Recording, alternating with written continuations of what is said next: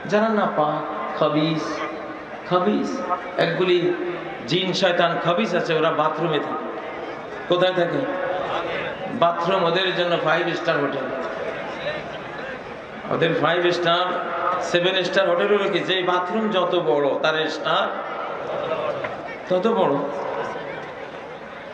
নবীজি বলছেন ইন্না হাযিহিল হুশুশা মুহতাদারা, এই টয়লেট গুলো এইখানে খবিস শায়াতিন জিনগুলো হাজির থাকে, তাদের এটা প্রিয় জায়গা। এই জন্য আপনারা এই ওদের 5 স্টার হোটেলে ওদের প্রিয় জায়গায় ঢুকতে একটা অ্যান্টি শয়তান দোয়া আপনারা পড়তে হয়, ডাউনলোড করতে হয়। দোয়াটা কি? আল্লাহুম্মা ইন্নী আউযু বিকা মিনাল খুবুসি ওয়াল খাবাইস। আল্লাহ, অপবিত্র পুরুষ জিন, অপবিত্র নারী জিন থেকে আপনার কাছে আশ্রয় চাই। আবার বিসমিল্লাহও বলতে হয়। এই বিসমিল্লাহ বলা, আল্লাহুম্মা ইন্নী আউযু বিকা বলা, এটা মানে আপনি একটা ড্রেস পরলেন, একটা হিজাব পরলেন। এটা কি?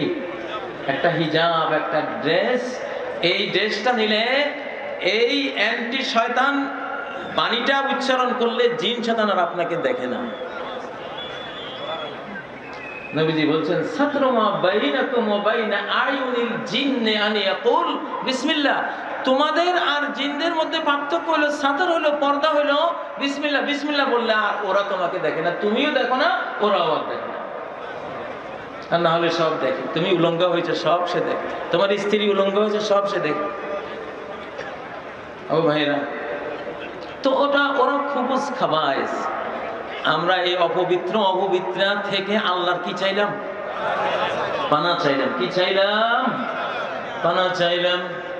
তাদের জীবন আমাদের জীবন একরকম হতে পারে না। ও ভাই, মুসলিম অমুসলিমের পার্থক্য এখন উঠে গেছে দুনিয়া থেকে। অমুসলিম অবিশ্বাসী, সেও কোরআন জানে না। মুসলিমদের মধ্যে শতকরা কতজন? 80, 90 বা আরো বেশি কোরআন জানে না। তাহলে কিসের কারণে আল্লাহ তোমাকে 7 আসমানের উপরের ওই জান্নাতটা দেবেন, যে জান্নাত লাবিনাতুন মিনহা যাহাবুন, যে জান্নাতের একটা ইট স্বর্ণ আর একটা ইট রূপা।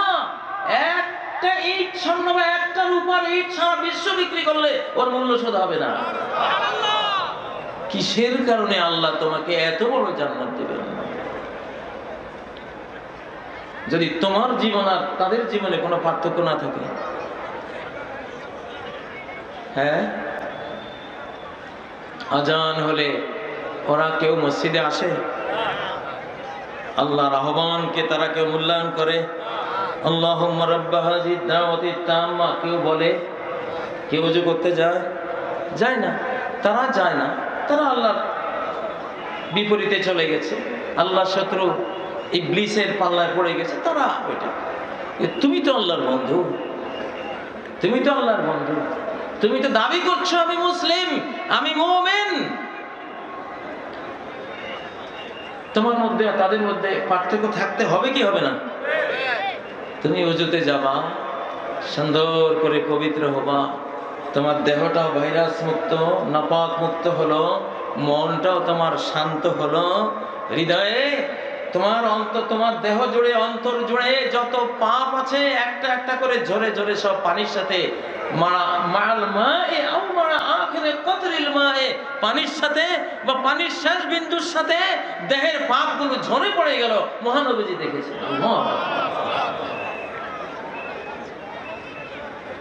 পার্থক্য আছে না নেই? সাগর নদী একটা মিষ্টি পানির নদী, আর একটা লবণাক্ত, দুটা কি মিশে যায়? জীবনেও মিশবে না। তুমি কেন মিশো? বাইনাহুমা বারযাখুন লা ইয়াবগিয়ান। মিষ্টি নদীর পানি দেখো, আল্লাহ উদাহরণ দুনিয়াতে রেখেছেন কিনা, এক্সাম্পল রেখেছেন কিনা, সিমিলিটিউড রেখেছেন কিনা? রেখেছেন। দেখো না, ওই চরম লবণাক্ত পানি আর মিঠা পানি একসাথে চলে, কিন্তু কেউ কারোর সাথে কখনো মিশবে না। লবণাক্ত পানির কয়েক মন মিঠা পানির ওখানে ফেলে দিলে ঠিকই আলাদাই থাকবে, মিশবে না। তুমি মুসলিম কেন মিশে গেলা? তুমি কেন? যারা নাপাক জীবনাচারী তারা ঘুষ খাবে, তারা যা ইচ্ছে তাই খাবে, কারণ তাদের আখেরাত নেই। কি নেই? আখেরাত নেই। তারা ওখানে আর জীবন পাবে না। তুমি তো জীবন পাবে। ডাক্তারের কাছে 2 রোগী গেল, আত্মীয় স্বজন 2 রোগীকে নিয়ে গেল। এক রোগীকে দেখে ডাক্তার বলে দিলেন ওনাকে নিয়ে যান, যা খেতে চায় সব খাওয়ান, সব খেতে দেন, ওনার জীবনের কোনো আশা অপূর্ণ রাখেন। এই কথা শুনে ওই রোগীর আত্মীয়রা চোখের পানি ফেলে কাঁদতে কাঁদতে তাকে নিয়ে চলে গেল। আরেক রোগীকে দেখে ডাক্তার বললেন ওনাকে রাখেন, ওনার ওষুধ দেব, 20-21 দিন পরে আবার আসতে হবে, কিছু পরীক্ষা নিরীক্ষা আছে, অপারেশন লাগতে পারে। সেই রোগীর আত্মীয়রা হাসতে হাসতে ওষুধও কিনলো, 21 দিন পরে আসার ওয়াদা দিলে সবই করবে। পার্থক্য আছে কি নাই? প্রথম রোগীর কি সব যা খেতে চায় সব খাওয়া, মানে কি শেষ, বাঁচবে না, তার আর হায়াত নাই। এই জন্য ডাক্তার বলল যা খেতে চায় সব খেতে দাও। আত্মীয়রা কাঁদলো, বুঝলো যে আর লাইফটা বেশি দিন নাই। তো আল্লাহ তাআলা যারা আখেরাত লেস মানুষ, আখেরাত থেকে যারা বিমুখ হয়ে গেছে, অনন্তকালের সুখ জীবন থেকে যারা নিজেদেরকে কাট আপ করে নিয়েছে, ওদেরকে আল্লাহ বলে দিয়েছেন কুলু ওয়া তামাত্তাউ কলিলা, খাও, ভোগ উপভোগ করো, এনজয় করো, যে কদিন বাঁচবা খাও। সূরা যুখরুফের 33, 34, 35 তে আল্লাহ বলেছেন আমি আমার মন চায়, আমার মন চায় আমি যারা আমাকে অবিশ্বাস করে না, রহমানকে বিশ্বাস করে না, যারা জাহান্নামের জীবন বাছাই করে নিয়েছে, জাহান্নামে যাবে আমি দেখতে পাচ্ছি, আমার মন চায় তাদেরকে রূপার বাড়ি তৈরি করার আমি সম্পদ দিয়ে দিই। রূপা দিয়ে বাড়ি করবে, ইট রড দিয়ে না। কি দিয়ে? সুকুফাম মিন ফিদ্দাতিন ওয়া মাআরিজ, রূপার বাড়ি, রূপার সিঁড়ি, সব কিছু রূপা দিয়ে হবে। ওয়া যুখরুফা, আর স্বর্ণ দিয়ে হবে, সোনা রূপা দিয়ে তারা বাড়ি বানায়। আমি এরকম দিতাম তাদেরকে, কিন্তু আমি যদি যারা পরকাল পাবে না, জান্নাত পাবে না, যারা নাপাক জীবন শয়তান ইবলিসের সাথে যারা গাঁটছড়া বেঁধেছে, ওদেরকে যদি আমি সোনার রূপা দিয়ে বাড়ি বানাবার সামর্থ্য দিয়ে দেই, তাহলে আমার মুসলিম বান্দারা এইটা দেখে তারাও বেঈমান হয়ে যাবে, তারাও কাফের হয়ে যাবে, তারাও অবিশ্বাসী হয়ে যাবে। এই সর্বনাশ না হওয়ার যদি সুযোগ থাকতো, তাহলে আমি ঠিকই আমার মন চায় আমেরিকা, ইউরোপ, জাপান বা অমুসলিম জাতি যারা কি দিয়েছি ওদেরকে, এর চেয়ে ঢের বেশি আমি দিতে পারতাম ওদেরকে, তোমাদের জন্য দেইনি। পার্থক্য আছে না? ও ভাইয়েরা, পার্থক্য আছে। আপনারা কি মুসলিম? আপনারা কি মুসলিম? আপনারা যাচ্ছেন কোন দিকে? ইন্নাল্লাহা ইয়ারফাউ বিহাযাল কিতাবি আকওয়ামান ওয়া ইয়াদউ বিহি আখারিন। আল্লাহ এই কোরআন দিয়ে বহু জাতিকে একেবারে ঊর্ধ্ব জগতের সেই অনবীর আনন্দের, অনির্বচনীয়, অকল্পনীয়, যা কোনো কান শুনেনি, কোনো চোখ দেখেনি, এমন আনন্দের জান্নাতের দিকে তারা ফ্লাই করছে, উঠছে। সালাত পড়া মানে ওইদিকে উড়া দেয়া, রোজা রাখা মানে উপরে ঊর্ধ্ব জগতের দিকে উড়াল দেয়া, এই তাফসীরুল কোরআন মাহফিলে আসা মানে ঊর্ধ্ব জগতের দিকে উড়াল দেয়া, জিকির, আজকার, তাসবিহ, এগুলি প্রত্যেকটার অর্থ কি? উপরের দিকে ফ্লাই করা, ঠিক না? তা আপনারা তো সেই জাতি। একজন অবিশ্বাসী, সে যে কোনো মেয়ে পাইলে সে প্রেম করবে, তাকে তো বলা হয়েছে যা খেতে চায়, যা তার মনে চায় সব তাকে করতে দাও, খেতে দাও। কয়টা দিন আল্লাহ বানিয়েছেন, আল্লাহ তো মায়া আছে, ঠিক না? সে তো আর পাবে না, সে তো আর পাবে না।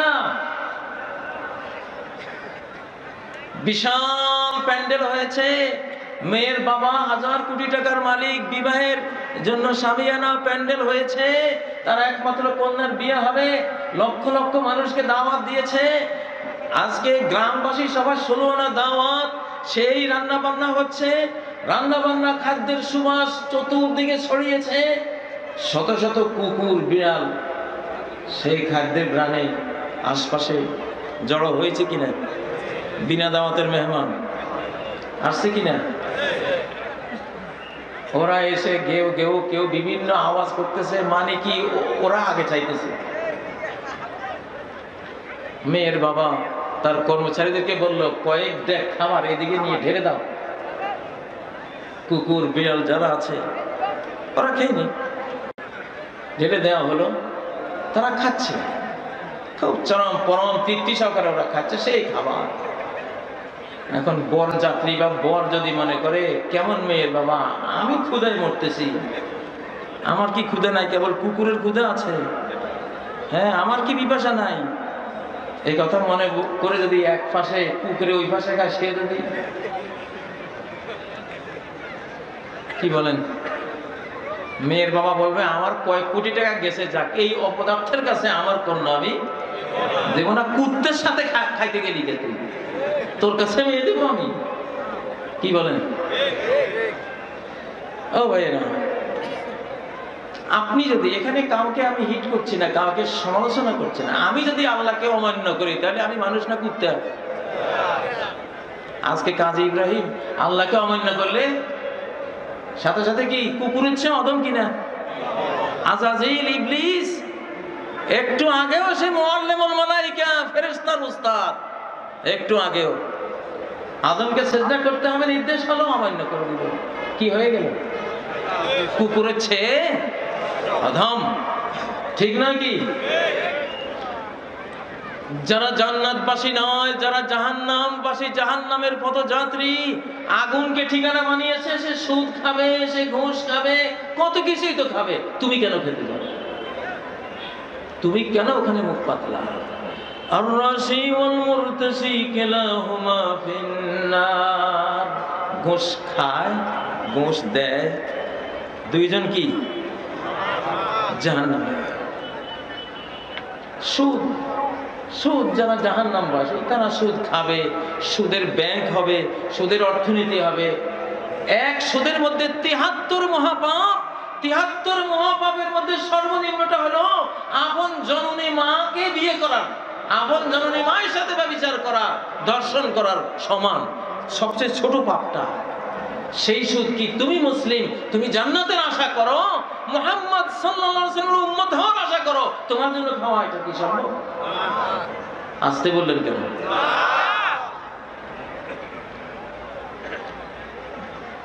এক লোক দাড়ি কাটতেছে বসে বসে, আরেকজন এসে তাকে ওয়াজ করলো, ভাই দাড়ি কেটো না। সে বললো, ভাই দাড়ি কাটলে কি হবে, আমি তো আল্লাহর কোন সৃষ্টির উপরে জুলুম করতেছি না। তার ধর্ম ছিল আল্লাহ সৃষ্টিকে জুলুম করাই বড় অধর্মের কাজ, তো আমি তো সেটা করতেছি না, দাড়ি কাটতেছি, এটা তো একটা আমার বিষয়। তো ওই লোক শুনে বলল, দিলে কাছে নমি খরাসি বলে, দিলে রাসূলুল্লাহ মি খরাসি। কোন সৃষ্টিকে তো কষ্ট দিচ্ছ না, খুর চালাচ্ছ না কোন সৃষ্টির গায়ে, কিন্তু আল্লাহর রাসূলের দেহে তুমি এই খুরটা চালাচ্ছ না। তোমার এই খুরটা রাসূলের সুন্নতের উপর চালাচ্ছ, তোমার এই খুরটা রাসূলের উপরে তুমি প্রয়োগ করেছো। সাথে সাথে সে তওবা ইস্তেগফার করে ফেলল, সর্বনাশ, আমি তো এইভাবে চিন্তা করিনি। তায়েফের মানুষেরা নবীজিকে কি পাথর মেরেছিল, সারা দেহ রক্তাক্ত, ওনার জুতা দেহের পবিত্র রক্তে একেবারে ভরে গেছে। দুই পাহাড়ের ফেরেশতা এসে, আল্লাহর পক্ষ থেকে ফেরেশতা এসে নবীজিকে বললেন, যদি আপনি খালি হুকুম দেন, উতাব্বিকা আলাইহিমুল আখশাবাইন, এই দুই পাশে দুই পাহাড়কে চাপা দিয়ে তয়েববাসীকে মাঝখানে ফেলে পিষ্ট করে ফেলুন। নবী সাল্লাল্লাহু আলাইহি সাল্লাম না করলেন, দোয়া করলেন, আল্লাহুম্মা ইহদি তায়েফ, ইহদি তায়েফ, আল্লাহ তায়েফকে হেদায়েত দান করেন। ওয়াতিনি বিহিম মুসলিমিন, তাদেরকে মুসলিম বানিয়ে আমার কাছে নিয়ে আসেন। কোন কোন বর্ণনা আছে যে আমি আশা করি এরা না মানলেও এদের ঔরস থেকে, বংশ থেকে এমন আল্লাহর বান্দা বান্দি আসবে যারা এক আল্লাহর ইবাদত করবে, ইবাদত করে আল্লাহর রহমত পেয়ে যাবে, আল্লাহর দয়া মায়ার উপযুক্ত হয়ে যাবে। আমাদের আজকে পৃথিবীতে মুসলিম উম্মাহ থেকে এই রহমতটা অনেক উঠে গেছে, রহমতটা অনেক কম। মসজিদে শিশুরা যায়, শিশুরা একটু কান্নাকাটি করে, একটু আওয়াজ করে, একজন উঠে বলল এদেরকে ঘাড় ধাক্কা দিয়ে মসজিদ থেকে বের করে না। তো এইটা তো ইসলাম হলো না, এটা কি রহমত হলো না? আপনি তাদেরকে ডেকে সুন্দর করে বুঝাবেন যে বাবা এটা আল্লাহর ঘর। কার ঘর? এটা আল্লাহর ঘর। মনে পড়ে আমার একটা ছোট্ট শিশুকে আমি একদিন বললাম এটা কিন্তু আল্লাহর ঘর। সাথে সাথে সে আমার প্রশ্ন করলো, তো আল্লাহর ঘর তাহলে চৌকি কই? আল্লাহর চৌকিটা কই? ও জানে ঘর হইলে তো চৌকি থাকে, মা বাবা ঘুমায়, আমরা ঘুমাই। তো আল্লাহর ঘর যেহেতু, তাহলে তো আল্লাহ এখানে থাকে, তো চৌকিটা কই? আমি বললাম সরল মনে শিশু মনের প্রশ্ন তো ঠিকই আছে, চৌকি তো আল্লাহর আছে। সেই চৌকি হলো আরশ, কি সেটা আমি তাকে বুঝ দিলাম যে আল্লাহর চৌকি আছে, এটা বিশাল, এই ঘরে জায়গা হবে না, এই যে আকাশের উপরে থাকে। আল্লাহু আকবার।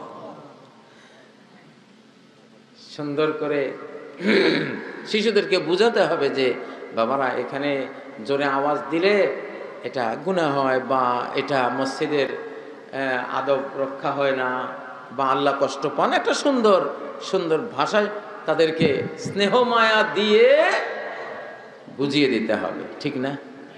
আমরা তো সেই নবীর উম্মত, যেই নবী সালাতে দাঁড়িয়েছেন, ওনার আশা আজকে অনেক লম্বা তেলাওয়াত করব, লম্বা সূরা দিয়ে সালাত পড়ব। ফাসমাউ বুকা আস-সাবি, নবীজি বললেন সালাতে দাঁড়ালাম আর এক শিশুর কান্না শুনলাম।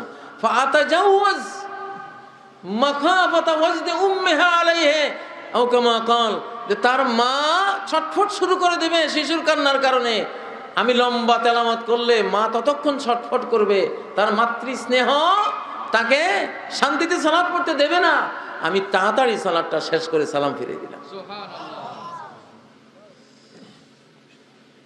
যে মসজিদে শিশু নেই, শিশুর কান্না নাই, সেটা কেমন মসজিদ? শিশুর কলকাকলি কোলাহল যে মসজিদে নাই, সেটা তো এই উম্মতের মসজিদ না। এই উম্মতের মসজিদ অবশ্যই শিশু থাকবে, ও যদি না থাকে সে সালাত কিভাবে শিখবে? জামাত কেমনে করতে হয়, দাঁড়াতে হয় কিভাবে শিখবে? তারা তো দেখে দেখে শিখবে নাকি? নবী সাল্লাল্লাহু আলাইহি সাল্লাম যখন ইমামত করতেন তখন তার ঘাড়ে শিশু, তিনি যখন সেজদা যেতেন তার নাতনি উমাইমাকে রেখে দিতেন, যখন দাঁড়াতেন ঘাড়ের উপরে নিয়ে ইমাম সাহেব ইমামতি করছেন, শিশু ঘাড়ের উপরে। ফরজ সালাত, ফরজ সালাত, এটাকে বলে রাহমাহ, রহমতের দিন, দয়ার দিন, মায়ার দিন, মার্সির দিন, ঠিক নয় কি? রহমত। এক আরবের গ্রামীণ অশিক্ষিত লোক, এটা সহিহ বুখারীতে বিভিন্ন বড় বড় হাদিস গ্রন্থে হাদিসটা এসছে, সালাত অধ্যায়ে, পবিত্রতা অধ্যায়ে। সে এসে বসলো, নবীজি হাদিস শোনাচ্ছেন, তালিম দিচ্ছেন। সে হঠাৎ উঠে মসজিদের এক কর্নারে দাঁড়িয়ে পেশাব শুরু করে দিয়েছে মসজিদে। সাহাবীরা তো বড় বড় চোখ করে তার দিকে ধেয়ে যাচ্ছিল। নবীজি থামালেন, ব্রেক করো, দাঁড়াও, ওকে ছেড়ে দাও, লা তুজরিমুহু, তার পেশাব কেটে দিও না, পেশাব করতে দাও, পেশাব কন্টিনিউ করতে দাও। কোথায়? এটা মসজিদ। কোন মসজিদ? বাংলাদেশের কোন মসজিদ না, পৃথিবীর দ্বিতীয় শ্রেষ্ঠ মসজিদ। আল্লাহু আকবার। 1 ওয়াক্ত সালাত পড়লে 1000 ওয়াক্তের সওয়াব, 100 ওয়াক্ত পড়লে 1,00,000 ওয়াক্ত হয়ে গেল। আল্লাহু আকবার। সেই মসজিদে দাঁড়িয়ে আরবের গ্রামীণ ব্যক্তিটা পেশাব করা শুরু করেছে। নবীজির সাহাবীরা তাকে থামাবার জন্য উঠে পড়ে লেগেছে। তিনি সাহাবীদেরকে থামালেন, ওরে কিছু বললেন না, বললেন লা তুজরিমুহু, ওর পেশাব কাটাব করো না, পেশাব করতে দাও। হাত্তা ইজা ফারাগা, যখন সে পেশাব শেষ করলো, নবীজি বললেন, রহমতের নবী, দেখেন কি দয়া, কেমন শিক্ষক, কেমন দয়ালু শিক্ষক। তিনি বললেন হারিকু আলা বাউলিহি সাজলান মিন মা, তার ওই পেশাবের উপরে 1 বালতি পানি ঢেলে দাও।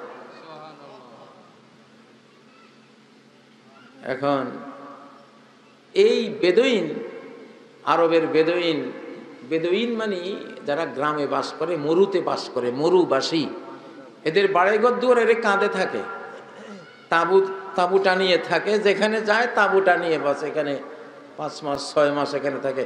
বাংলাদেশে বেদে সম্প্রদায় আছে না? বেদে, আমাদের নোয়াখালীতে কয় বেজ্জা, বাদ্যা, বাদ্যা, বেদে, যাই বলেন, বেদেটাও আরবি, বাজ্যাও আরবি, বাদ্যাও আরবি, এটা শব্দটাই আরবি। বেদুইন, বাদুইন থেকে বেদুইন মানে যারা আরবের মরুবাসী, এদেরকে বেদুইন বলে, বেদে বলে।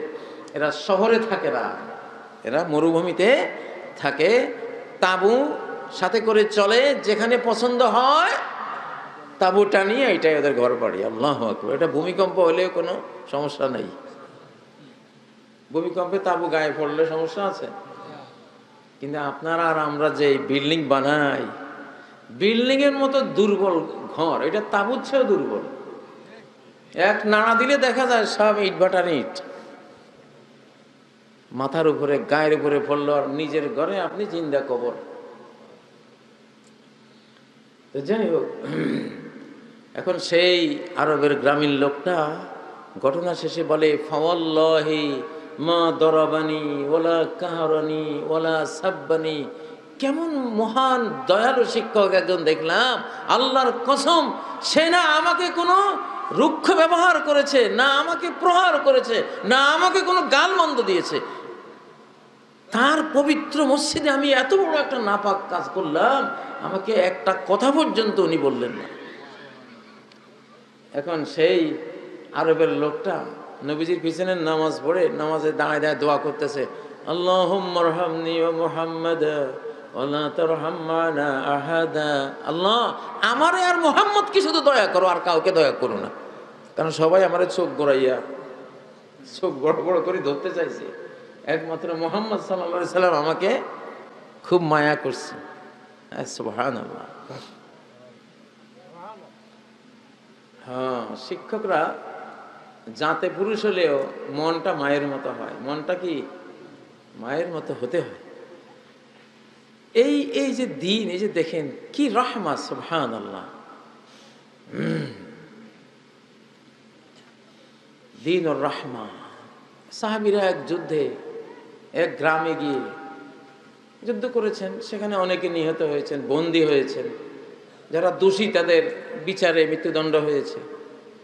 সেখানে একজন ছিল, সে বলল যে ভাই, আমি তো এই গ্রামের ছেলে না, এই গ্রামে একটা মেয়ে আছে, আমি তাকে পছন্দ করতাম, আমি ওই মেয়ের সাথে একটু দেখা করতে আসছি। হয়তো বিয়ের কোনো নিয়ত ছিল বা কিছু একটা, কিন্তু সাহাবীরা বিশ্বাস করেন নাই। যাই হোক, তখনকার ধোঁয়াশা পরিস্থিতিতে সেও অপরাধী সাব্যস্ত হলো, মৃত্যুদণ্ড হলো। নবীজির কাছে যখন এই ঘটনা বলা হলো, তিনি বললেন, আমা ফিকুম রাজুলুন রাহিম। সে তো একটা ভালোবাসার টানে গেছে, ভালো হোক মন্দ হোক, সে তো তোমাদের কাছে, তোমাদের বিরুদ্ধে যোদ্ধা হওয়ার জন্য ওখানে যায়নি, তো কেন তাকে তোমরা মৃত্যুদণ্ড দিলে? তোমাদের মধ্যে কি দয়ালু কেউ ছিল না? সুবহানাল্লাহ। আমা ফিকুম রাজুলুন রহিম। একজন ছুরি ধারাচ্ছে, কোরবানির পশু বেঁধে রেখে ছুরি ধারাচ্ছে। আমাদের বাংলাদেশে যারা জবাই করে, এরা খাসি, গরু, ভেড়া এগুলি বেঁধে রেখে তাদের সামনে ছুরি ধারায়, ধারায় না? হ্যাঁ, আমরা মনে করি ওরা বুঝে না। সকল প্রাণীরা দুইটা জিনিস বুঝে। কয়টা জিনিস কমন তারা বুঝবে? দুইটা জিনিস তারা জানে, চেনে। তার এরপর রব্বাহা, প্রত্যেক প্রাণী তার রবকে চেনে। একটা একটা একটা শুকুর কুকুরও পৃথিবীতে নাস্তিক নেই। একটা শুকুর কুত্তাও কি নেই? নাস্তিক নেই পৃথিবীতে। তার এরপর রব্বাহা, তারা তাদের রবকে চেনে। আর কি চেনে? ও তার এরপর আন্নাহা তামুত, মৃত্যুকে সবাই চেনে। মৃত্যুর উপকরণ কি, কি দিয়ে কি করলে সে মারা যাবে সব সে বুঝে। তো একজন ছুরি দাঁড়াচ্ছে পশুটার সামনে, সে ভয়ে ভয়ার্ত চোখে তার ওই ছুরির দিকে তাকাচ্ছে। নবীজি দেখে বললেন, কেন আগে ছুরিটা ধার দিলে না? আতুরিদান তুমি তাহা মৌত, কয়বার মারতে চাও এই পশুটাকে, এই অবলা পশুটাকে কয়বার মারতে চাও তুমি? সুবহানাল্লাহ।